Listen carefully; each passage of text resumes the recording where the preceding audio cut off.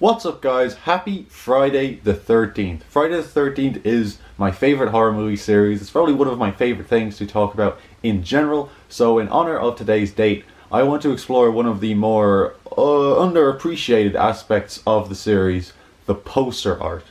The poster for the 1980 original is honestly iconic at this point, depicting our main cast of characters within the sinister silhouette of a killer. The tagline reads, "They were warned, they are doomed, and on Friday the 13th, nothing will save them." Friday the 13th, a 24-hour nightmare of terror. To me, there's genuinely something unsettling about this poster. The way the camp counselors are so unsuspecting, surrounded by trees upon trees upon trees. The killer could be lurking behind any one of them. That's really creepy and really effective. I'm also a sucker for anything to do with the woods at night, so I could just stare at the beautiful art on this poster for hours. Part 2 is one of the better sequels, but I've always found the poster for this one to be a bit lazy. The silhouette stalker returns, this time carrying a bloody axe instead of a knife, and that's about it. There isn't even an illustration inside of the silhouette. Also, I think it's false advertising because this is one of the few Friday the 13th films where someone isn't killed with an axe, so what's the deal with putting one on the poster? The third entry was the last to use the iconic silhouette, and honestly, thank God. I think it had well overstayed its welcome at this point. I mean, can you say, "Oh no, look at the top of his head"? Whoever that is, it's definitely not Jason. They're trying to play up the fact that this movie was originally released in 3D by making it look like Jason, or whoever this guy is stabbing through the screen. But if you look closely, it's just a shower curtain. A decent idea, but completely butchered by the pose that the killer is in. I mean, could he be putting any less effort into stabbing? He looks so apathetic to everything. Part 4, the final chapter, as evidenced by its title, was at the time supposed to be the final entry in the series, and as such it was going to depict Jason's death. The poster for this one doesn't actually feature a painting, but rather a photograph taken of Jason's mask lying in a pool of blood with a hunting knife going through one of the eye holes. The tagline here reads, "3 times before you have felt the terror, known the madness, lived the horror, but this is the one you've been screaming for," which does a really good job of making you want to see the film. Other versions of the poster also feature the tagline, "Jason's Unlucky Day," which I also like. Obviously, Part 4, the final chapter, was not actually the final chapter, and thus in 1985 we got Friday the 13th Part 5, A New Beginning. There's a couple of different posters for this one. One of them features honestly no art whatsoever and just the tagline for the film. "If Jason still haunts you, you're not alone." And I should hate this poster for being lazy and not really giving much information, but I feel like it weirdly works in its favour. There's so little told here that I'd be really curious to see this film, based purely on this poster. Some of the other posters feature a hockey mask. It's not anything like the mask used in the film or any of the other ones, so I don't know where it came from. The best of this bunch is probably the one with the young Tommy Jarvis superimposed in front of said hockey mask, but my favourite poster for Part 5 overall is this insane looking Japanese one. Now that's badass. Part 6, Jason Lives, is probably my favourite of the series, and it boasts one of the best posters as well. Jason's shadowy hockey mask overlooking his own gravestone. Tell me that doesn't look awesome. The one problem I have with this poster is honestly the tagline, "Kill or be killed." I mean, I guess you could argue Tommy Jarvis is trying to be proactive about the Jason problem in the film, but other than that, I don't think "kill or be killed" really accurately reflects what the movie's about. And that's just always bothered me a bit. Like, who came up with that tagline for that movie? It just doesn't fit it. The poster art for Part 7, The New Blood, is also fucking awesome. Depicting a perfect split between Jason's mask and our new protagonist, Tina, a girl with psychic powers. She got fucking lights coming out of her eyes. It looks great.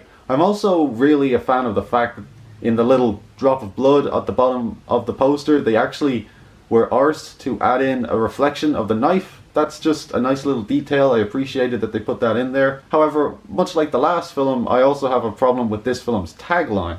"On Friday the 13th, Jason is back. But this time, someone's waiting." Yes, at the end of the film is this epic throwdown between Jason and Tina, but the movie isn't really about that up until that point. Like, Tina is not actively waiting for Jason when he comes back. In fact, she's entirely unprepared. No one is waiting for Jason, no one is expecting him, So once again, who put that tagline on this poster? It's just not accurate to what happens in the movie.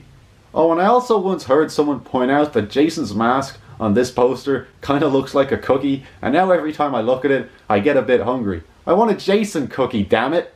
Part 8 Jason Takes Manhattan's poster is pretty good, with Jason looking over the New York skyline, but I've never been a big fan of how his hands are also coming up over the top. To me it looks like he's saying, "Peekaboo, here I am!" But I do like the tagline, "New York has a new problem."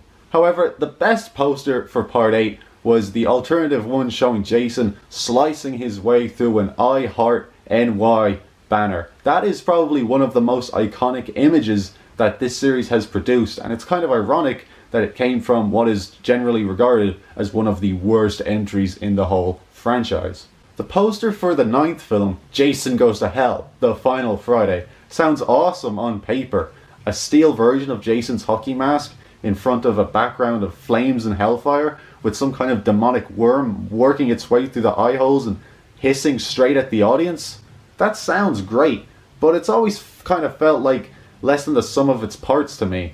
I can't quite put my finger on it, but there's just something about this poster that doesn't quite click with me, which is a shame. This film has 2 taglines. Evil has finally found a home, which is a bit generic and boring, and the rather misleading, the creator of the first returns to bring you the last, which makes you think that Sean S. Cunningham, director of the first Friday the 13th, will be returning to direct this one, but he only returned as a producer, and it was actually Adam Marcus who directed Jason Goes to Hell. Jason X, aka the one where they go into space, has never quite been one of my favourite entries in the series, but it does have one of the best posters depicting a gorgeous image showing both regular Jason and futuristic Uber Jason, divided straight down the middle by the futuristic Uber machete that he wields in the film. And right in that machete you even got the reflection of a screaming naked girl. What's not to love about this poster? Even the tagline, "Evil gets an upgrade," is just fucking awesome. What a great poster. Freddy vs. Jason had a lot of different posters. I don't really have particularly strong thoughts on many of them, since it's really just a case of depicting Freddy and Jason standing next to each other without much creativity involved, but at the same time, for marketing a movie like that, what more do you honestly need than putting 2 of the biggest horror icons on a poster together? My favourite is probably this one, showing Jason through Freddy's legs with the glove in the foreground. I like that one the most for whatever reason. There are a couple of different taglines for this movie as well. The one I like the most is "The fight you've been dying to see," which is fantastic. But I have to say that this one, "The slicer, the dicer, and this time they're not any nicer," is just fucking absurd. How did that get approved by the marketing team? The 2009 reboot was, for my money, a lot better than most people give it credit for, but my god were the posters ever fucking lazy for this movie. It's literally just Jason standing there, existing in a void. Even the tagline, "Welcome to Crystal Lake," is pretty unimaginative and uninspired. You know what? These posters are so lame that they get my personal official stamp of disapproval. The worst posters in the entire series. But which one is my favourite? Well, I gotta go with the original. Not just is it iconic, but it's just so atmospheric and moody and just great to look at. It gets my seal of approval and is something I would gladly hang on my wall. Well, that's all from me for now. Have a great Friday the 13th, and I'll see you next time.